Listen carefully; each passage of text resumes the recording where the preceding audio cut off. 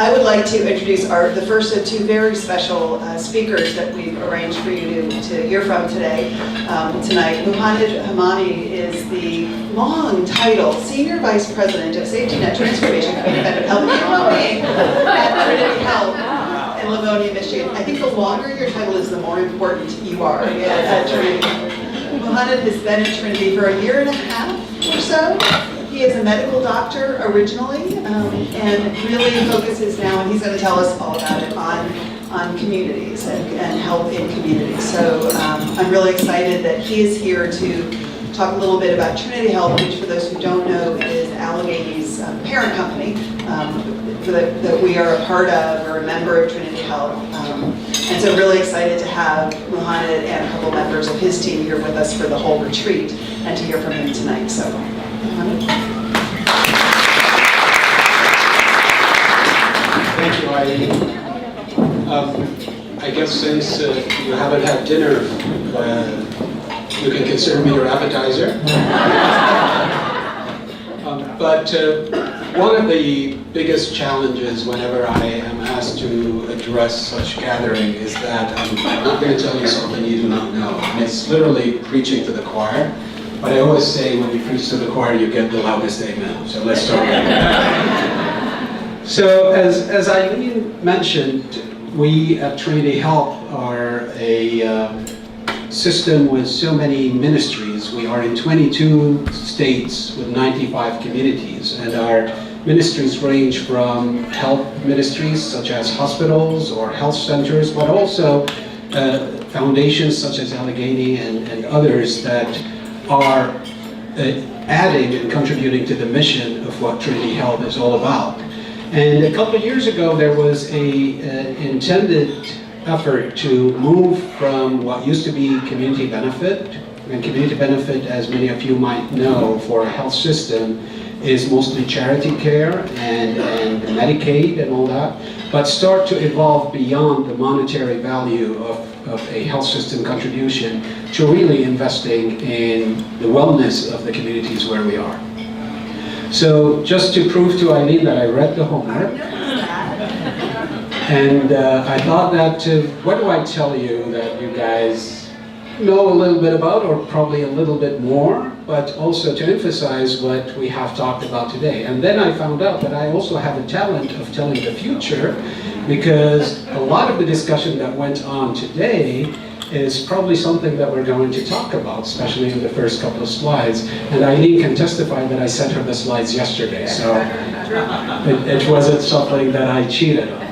So when we talk about what's in a word, and we threw a lot of words when we talk about equity and inclusion and diversity and the power of people and the power of community, and then when we get into a health system that is truly getting into things such as people-centered, or when we talk about community health and well-being and a well community, these are so many words that sometimes for us that are in the business of health and healthcare and wellness, we start taking them for granted and we do not dig deeper into what does it mean. And specifically like the exercise we had this morning, probably many of you use equity and equality and disparities and justice and social determinants in everyday language, that it becomes part of your lingo.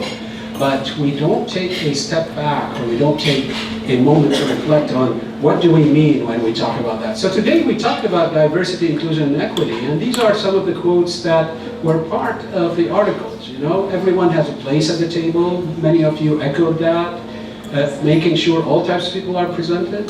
So, but when we talk about health, then when we talk about equity in general, then we talk about equity in health, equity in resources, and equity in opportunities. And how do we ensure that those that need it the most are getting it? So to echo on the definition that we had this morning about the difference between equity and equality, if we wanted to address that from a health system perspective, or probably from a clinician's perspective. So equality means that every patient that comes to my clinic, I'm going to give them exactly the same attention. I'm going to take their blood pressure, their temperature, their heart rate, blah, blah, blah, do all that, and then write a prescription and send them home. But equity means that those that have more needs, those that are more sick than others, would require more attention from me and the clinical team. And I cannot say to everybody, take 2 aspirins and call me in the morning, because some would require more. And I guess this is from a philosophical, clinical perspective, how we talk about equity and equality.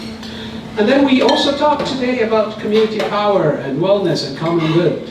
But we agree that when we talk about community, then it's local. We cannot say a community is national. We cannot say it is one size fits all.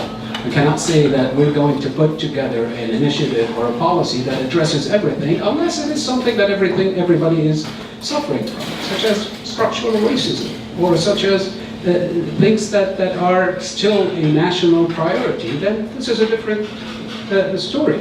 But even in what you're doing as the common good, whatever is needed in Lincoln Park or in Waimoma are probably not exactly the same. There are different priorities, right?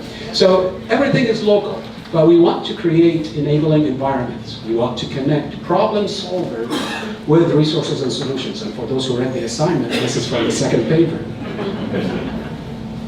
So we want to make sure that we are creating communities that are supportive of everything that we want in a community.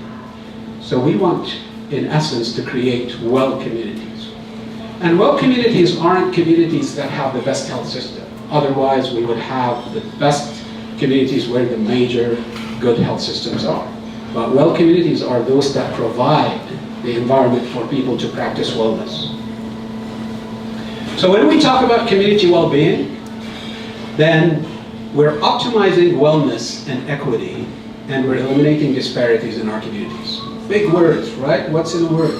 What do we exactly mean by that? So, and when we talk about a people-centered health system, which Trinity is working towards, so we pride ourselves that we want to become a people-centered health system that delivers the triple aim for not only individuals, but also the population of the patients that we serve, but also the communities where we are.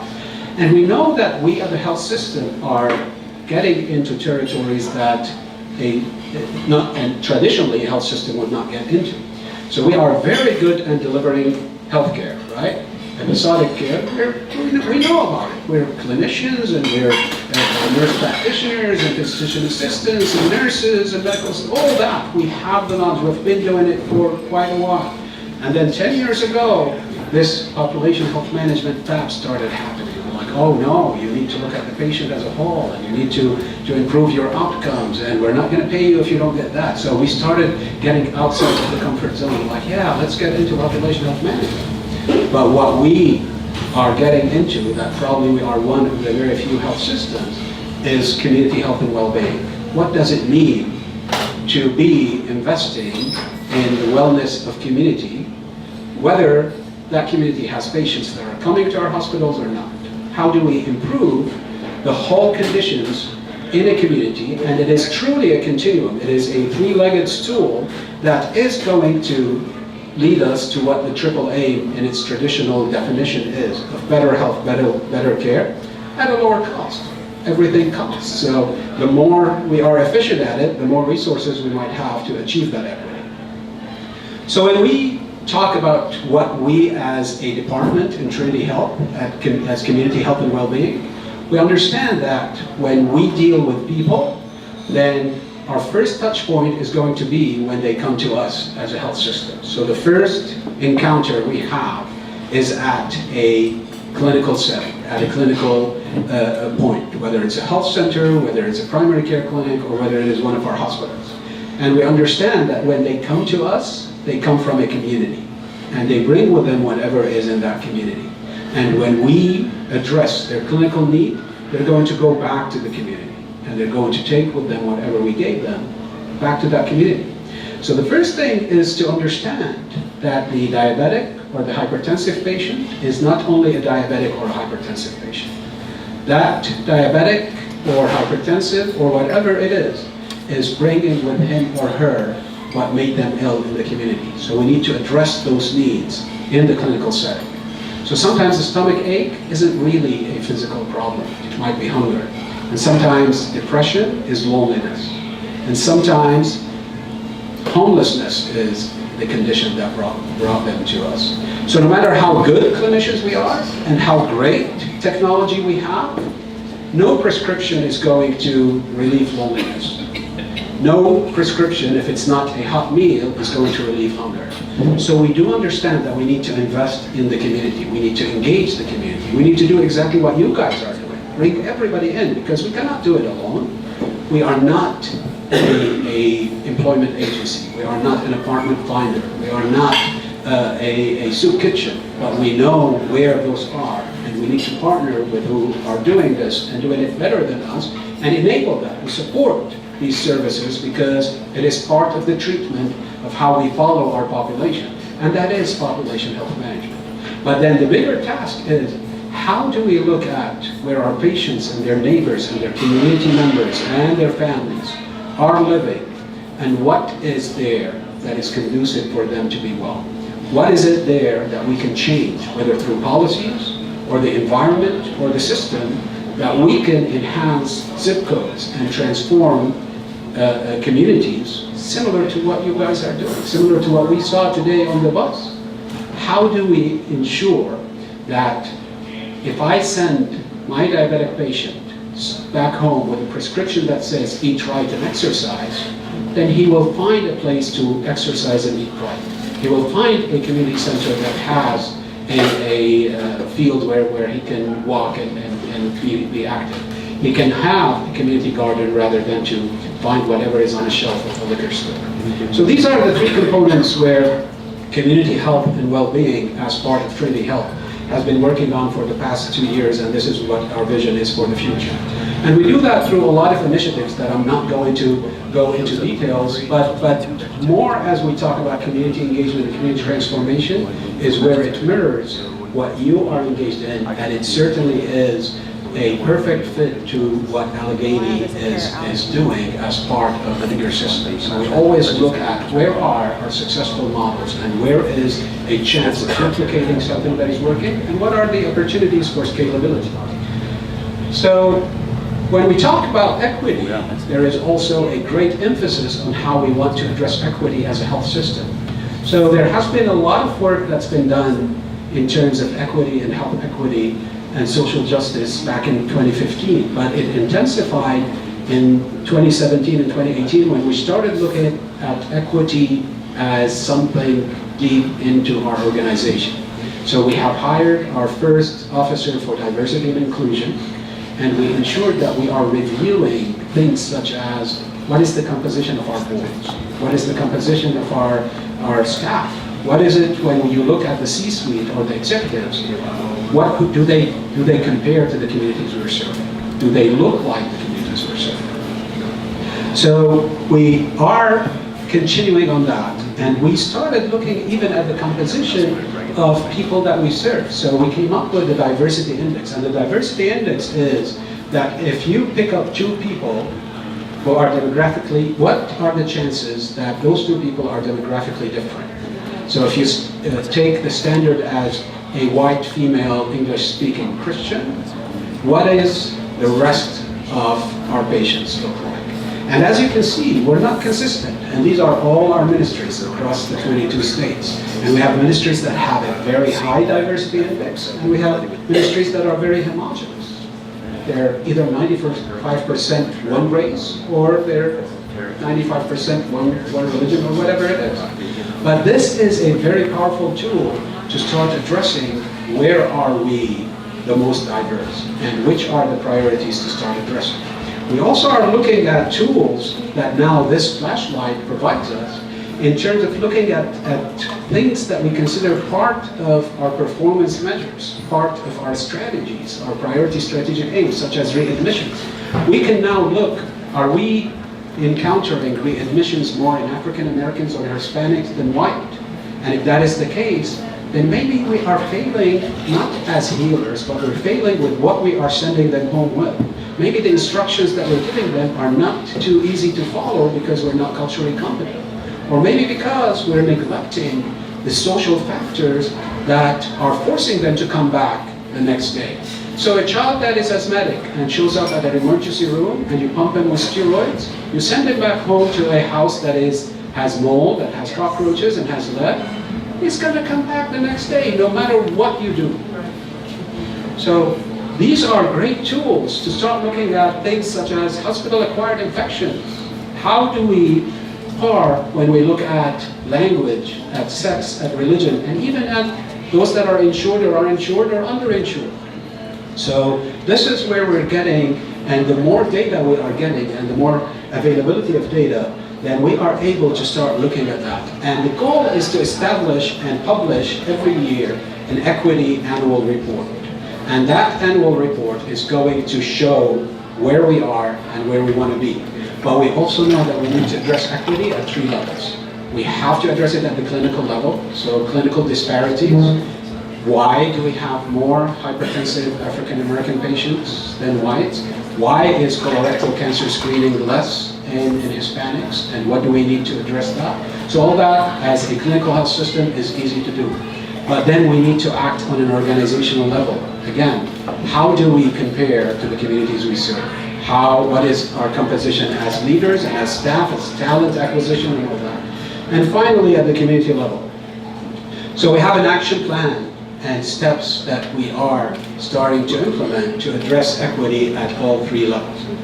But then we also are investing in so many things that are adding to elevating communities and empowering communities and ensuring that equity is still something that we are practicing, but also how do we ensure that there are resources available for our communities to be healthy and to be well. So one of the tools that we have is the Diabetes Prevention Program. Diabetes Prevention Program is an initiative that we have partners with the American Medical Association and the Center for Disease Control in Atlanta, where we are taking the condition of diabetes, but also pre-diabetic, and we're not addressing their condition within the hospital itself. We're using life coaches, we're using dietitians, we're using resources within the communities, and we are ensuring that they go into classes, they go into cooking demonstrations, they go into places where they can manage their disease beyond the walls of the hospital. So we have 7 communities that are benefiting from a grant that we have from the CDC. But what is so great about this is that we have others that did not get the grant, and it's kind of contagious, and everyone is getting into the diabetes prevention program. When I first came last year, and I visited Eileen and her team, and she told me the Common Good Initiative, immediately my eyes flashed as well as the light bulb. I'm like, wow, this looks like the Transforming Community Initiatives. So we have, 3 years ago, we put together a grant of almost $40 million with $18 million of, and if I'm not telling you the exact numbers, Beth tomorrow is going to be on a panel talking about TCI, so she can correct me. But anyway, we put a lump sum of money as grants and another lump sum of money as low interest loans. And the only condition, and we made it available for communities, we said the only condition is you have to partner with one of our hospitals and a health department. We wanted to ensure the marriage between public health and primary care is happening. But you have to create a coalition of community leaders. Does that ring a bell? Does that sound familiar? You have to create a coalition of community leaders that their main goal is to improve their neighborhoods. Their main goal is to work on policy, system, and environmental change. We have 8 communities that are working on these 6 policy areas. Tobacco smoking.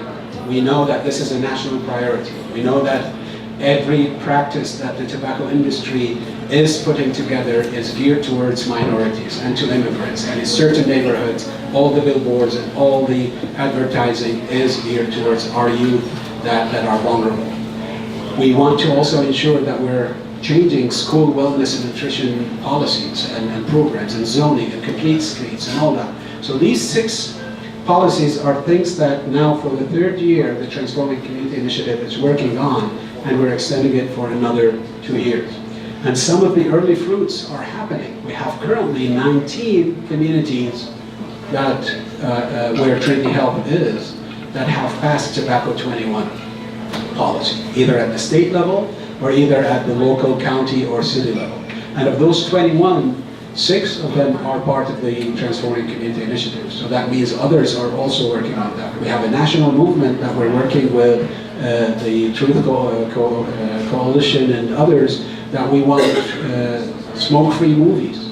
And it doesn't mean that you go to a movie theater and you cannot smoke, because you cannot do it. Smoke-free movies is that we don't want to see people smoking in movies or in cartoons.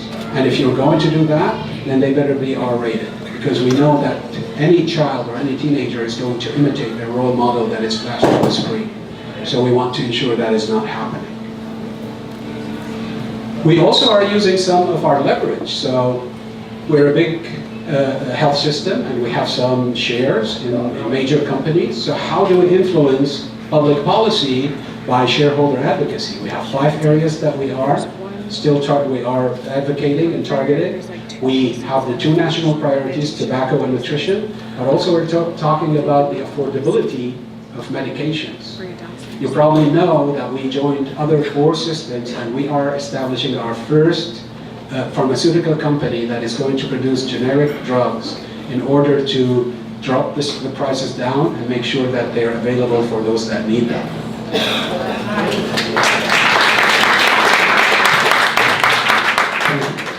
We also, regardless who admits it or denies it, we know that climate change is still a problem, that it is a problem. Again, no matter who denies it, we are going to work on it. And we know that violence is something that is a public health epidemic. And unfortunately, violence hit home a couple of weeks ago. Many of you heard about the shooting that happened in one of our ministries at Mercy Chicago. And 2 of our workers have lost their lives, a physician and a pharmacist. So a lot of work is happening when we as a system come together. So in community health and well-being, and mission integration, and advocacy, and the clinical team, they all come together, and under the leadership of a very, very engaged board. Our board, they ask about all those things. Even like we had a request from one of our board members for a report of how are we respecting the earth. So these are things that we are paying attention to. And then we have also our socially responsible investing, or what we are calling now the community development funds. And as you can see, as a health system, we are investing in things that are probably not synonymous of what a health system would invest in. Almost 43% of our investing is in housing, because we know that homelessness and shelter is part of a treatment of anything that we are going to see. We're investing in education, we're investing in jobs, we're investing in economic opportunities. And these come both as grants, but also as low-interest loans that a lot of communities can benefit from. Many of your communities can benefit from, for a loan that is 1 or 2% for a long term, that can gap finance or can finance something that is very important. So we go back to what's in a word, right? And when we say, what is a well community? Then a well community is a community that provides all the tools for people that live in that community to be well. And when we talk about wellness, we have way surpassed healthcare. We have way surpassed health. We talk about the 8 dimensions of wellness. Physical wellness, as we understand it, as people who can have health care or who can eat right or exercise, is 1/8 of that equation. We need to ensure that they have jobs, and not only jobs that are satisfying, jobs that, let's admit it, you're not going to wake up every day and say, yay, I'm going to work. But job that fulfills you, a job that is not stressful, a job that also gives you financial wellness. Because if you're stressing about making ends meet, or paying your rent, or providing for your family, then that is an extra stress that is going to reflect negatively on your health. We need to make sure that we have intellectual wellness. Not the right to education, the right to quality education. People that graduate, students that graduate from any high school, regardless where that high school is and which zip code it is or who is funding it, and whether it's going to be, we want to move to a charter school or not, they have to have the same level of education that gives them the opportunity to go to any college or university they want to. This is what they want to do. We need to have emotional and spiritual wellness. And spiritual, as the sister might know, it's not only have faith and being religious. Spiritual is believing in something, believing in you, believing in the power of your community, believing in a reason to wake up in the morning and say, this is who I am and this is what I want to do. So having all those 8 dimensions combined is what is going to create a well community. And investing in each one of these 8 dimensions is what we should be investing in. Because if we do not, then again, it's an incomplete diagnosis and the treatment isn't going to be completed. So let me throw more words at you and end up here. We at Community Health and Wellbeing are working towards a well, healthy, just, and connected community. And that would be your homework for tomorrow to define what that is. Thank you very much.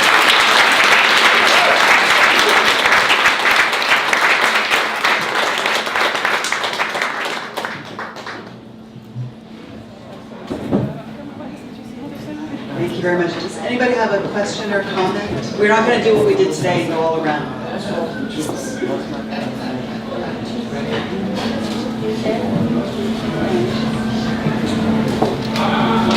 Is that slide information possible for us to have? Absolutely.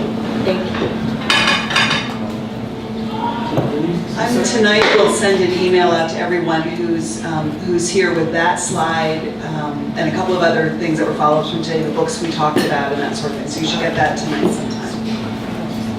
Just what are the examples of the loans that you guys give out? I wonder if you... So if you're familiar with the concept of CDFI, the Community Development Funded Institutes, we would fund any loan that has impact towards elevating conditions in community. So we're funding projects for housing, we're funding projects for nutrition, community gardens. In fact, one of the things that we did in the New England area, part of our TCI, is a greenhouse with a culinary center that is now creating, taking whatever is harvested, but also creating training opportunities and jobs for those in the community.